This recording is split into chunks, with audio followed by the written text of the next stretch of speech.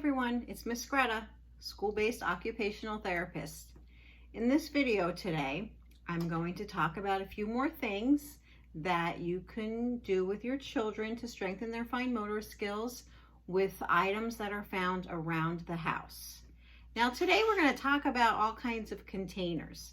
I save almost every container with a lid on it when I'm done with it because there's so many things you can do with them. This is a sprinkle cheese one. This is from popcorn seasoning, salad seasoning, and I even save big jug jars like this. And I use these with my children all the time. So one thing you can do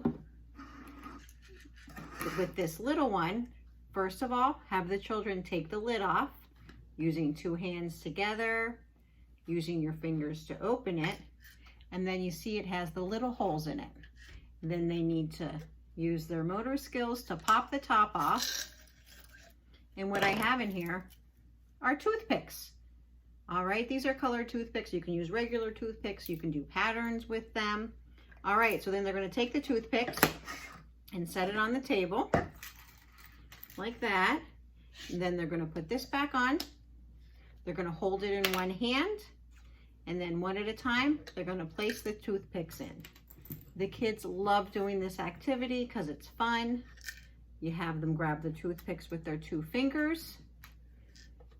Eye-hand coordination because you're putting them in those little holes. And like I said, if you get the colored toothpicks or have them at home, you can say, put all the yellow ones in a middle hole, put the green ones in an outer hole.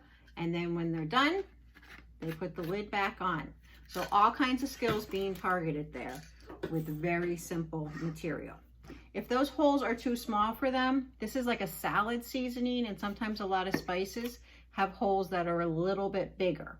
So if the small holes are too difficult for your child at first to target with the toothpick, then these are much bigger and easier to pop that toothpick right in there. Okay, next, pom-poms from an art store, all different sizes.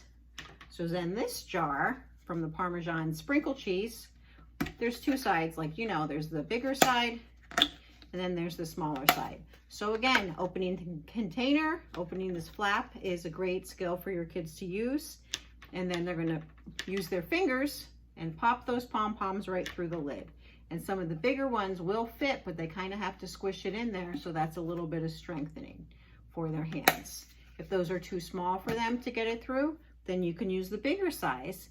And also you can use a set of tweezers or a set of tongs to pick up the pom-pom, which is a little challenging, and pop it in there. So these are things that you have around the house. Any kind of tweezer is great for your kid to use to do these activities. This used to be used to pick up the coffee filters. It used to come with the coffee filters. So some of you might have these lying around the house. And then I just went up in my kitchen and got all kinds of tongs. These are ones that I use on an everyday basis. A hot dog tong, anything that's going to have the children use it almost like a scissor. These are from my toaster to get bagels out, so they're a little bit bigger. You're using more of a whole hand motion.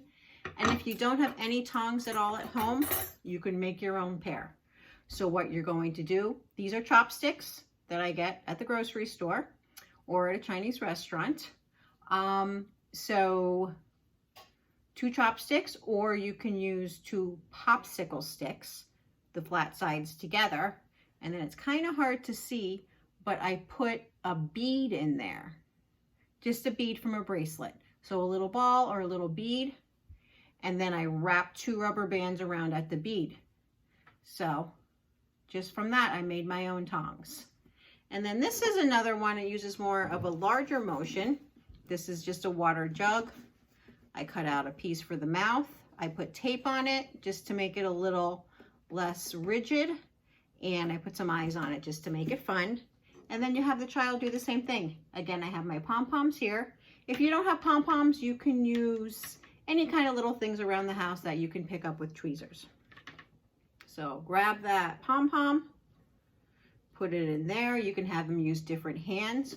You can place this up on a shelf maybe off to the left of the child and have them use their right hand. So they have to reach across and put the pom-pom in there. So again, this is targeting so many things. The middle of the hand, the muscles in here that are squeezing, eye-hand coordination, picking up the pom-poms, reaching across, opening and closing. So picking up and releasing. Again, great activities that are targeting many great areas with things that you have around the house. And they're really fun too. The kids can help you if you need to make something like this. They can decorate it for you. All right, and two more things quick before I close out this video. This is a quick one today. If you have anyone that does any kind of woodworking or know anyone that can make this for you, this is one of the best things I have ever used in therapy. I've used it with kids, I've used it with adults, and there's so many things that it focuses. What it is, it's just a 2x4 nailed into another 2x4. So this is the bottom part. It sits like this. And then I didn't take them all out, but there's 5 holes drilled in it with different size drill bits. So you have big going all the way up to small. This is such a great activity. So what I would have the children do is take out, I have a bolt, I have a washer, and then I have a nut on there. So I had them take out all 5 of them. So then you have 15 pieces. So you can do sequencing. I would have them line up all of the bolts, largest to smallest. Same thing with the washers and same thing with the nuts. And this is such a great activity because you're using 2 hands together. Eye-hand coordination. You'd be surprised how many children might struggle at first until they get used to which way to turn the thing. You take it out, you have the washer, and then you can say, okay, this is the smallest one. Let's find the smallest bolt. So then they're going to take that. They're reaching, so a gross motor action. They're pushing this through. Fine motor skills, putting the washer on, and then the nut on there. So simple materials. 2x4s you probably might have out in the barn or in the garage. Someone to drill 5 different holes in there. And nuts and bolts you probably have lying around the house, or if you go to a hardware store, they're relatively inexpensive. And like I said, it's great that you can grade them and have the largest to the smallest. If you only want to do 3 holes, depending on what size you make it, that's great. So that's something I just wanted to share with you because I get a lot of use out of that for such a simple piece of equipment. And then I also had someone else make this for me. Again, shaped like a shoe. It's just a piece of wood. And they put these like U-shaped nails in there. I don't know exactly what they're called. And I use this for kids to practice lacing. So sometimes if they're just learning how to lace their shoes or learning how to tie, it's easier to do it at tabletop. So this is something that someone can make for you if you know someone, or you can even make a shoe like this out of a piece of cardboard and punch holes in it and just find an old string or a piece of yarn or a shoelace, and you can put it on the tabletop.